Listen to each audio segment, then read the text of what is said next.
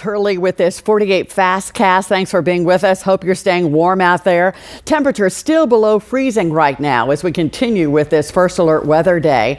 Let's turn now to Jada Russell with more on what we can expect the rest of the afternoon and into the evening. Jada? We are still seeing those frigid conditions going into the rest of our Monday afternoon and evening. Right now, our radar is just picking up some ground clutter, but no precipitation on the horizon for us. And what we're looking for now is the fact that we are kind of dealing with those road temperatures starting to get back to a cooler level. You can see a lot of our northern communities already falling below freezing, 31 on the road for Winchester. The deal here is that we'll see these below freezing temperatures and even the teens going into our late night hours and overnight into Tuesday. So some areas that are still dealing with a few roadways that may have some patchy ice, this may cause a refreeze for those areas. So keep that in mind if that's around your neck of the woods. But as we get into Tuesday afternoon, the good part about it is the fact a lot of our roadways get back much warmer than anticipated, which is going to help us kind of get rid of some of that leftover patchy ice that we've seen for the past couple of days. And just to note, we are still dealing with a cold weather advisory since our temperatures are going to be frigid this evening as well, expecting a lot of areas to feel a wind chill of about single digits in some areas to the far north, expecting to see some maybe negatives. We saw some -1s popping up on our forecast early this morning, so make sure you are bundling up. I know some schools are still delaying. We'll give you those updates in just a moment, but yes, it is a frigid time outside. Please make sure you are bundling up and staying safe. Thank you, Jada. And even with the roads improving, some school districts are already planning to stay closed tomorrow. Morgan County Schools, Muscle Shoals City Schools, Lauderdale County Schools, Russellville City Schools have all announced they will be closed tomorrow. Some districts like Madison City Schools, Marshall County Schools, Hartselle City Schools, and Decatur City Schools have all announced they will open their doors tomorrow on a delayed basis of 2 hours, possibly even 3 hours. To see the full list of closings, how they impact you, head to our website, WAFF.com. Now, roads in the Huntsville, Madison, and Madison County areas are all dry and open right now, according to officials. Even the roads that normally shut down in this kind of weather, like Cecil Ashburn, Bankhead Parkway, Chapman Mountain, and all the elevated parts of the parkway, well, they have all been open today. But Huntsville police and Madison County deputies do warn some secondary roads could still have black ice. It is a different story in the Shoals, where County Road 8 closed right now because of downed trees and ice. Roads that were shut down earlier in Franklin County have all reopened.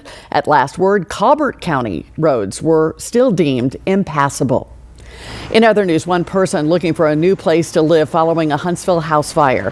Huntsville Fire and Rescue called to Apache Road northwest earlier today. Thankfully, no one injured. The cause of that fire still under investigation.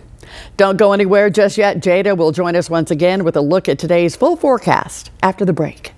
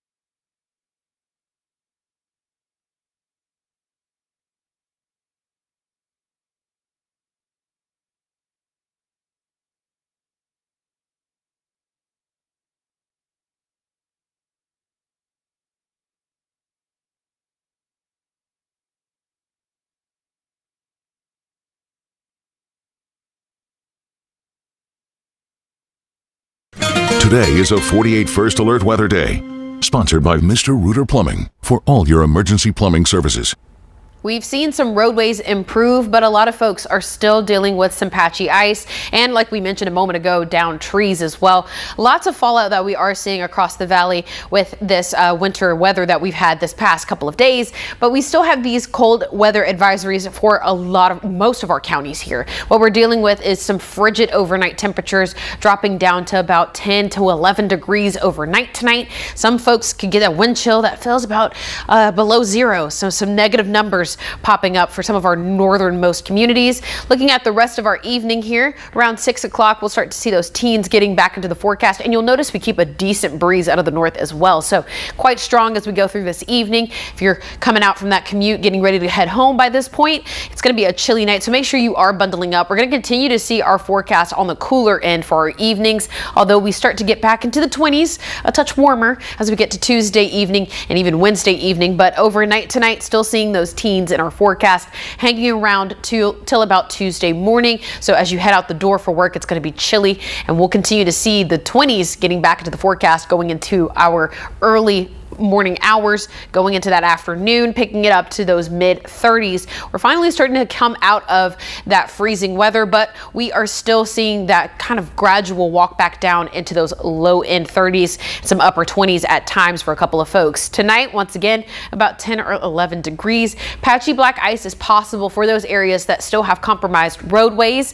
We still are expecting that wind chill in the morning, anywhere between -3 degrees to 7 degrees. So it's going to be bitter outside. Please make sure you are bundling up. Taking a look at your 10-day forecast, things do get better. We're getting to the upper 30s for the next couple of days, and then to the 40s before we get back to the weekend. We're expecting a second blast of some Arctic air coming in this next weekend, but thankfully this time we're not dealing with any precipitation, just that bitter cold for Saturday and Sunday nights, even going into next Monday. Not really seeing a lot of precipitation on the forecast either until next Wednesday, so that'll give us a break from some of the winter weather we've seen and even give us some sunshine to help us out with these roadways. The upside to that. Thank you, Jada. Thank you so much for joining us today. That'll do it for our Fastcast. Be sure to tune in on 48 throughout the day for more on our weather, as well as the top stories of this day. You can watch us on TV 4, 5, 6, and 10. I'm Liz Hurley. Thanks for watching. Have a great afternoon.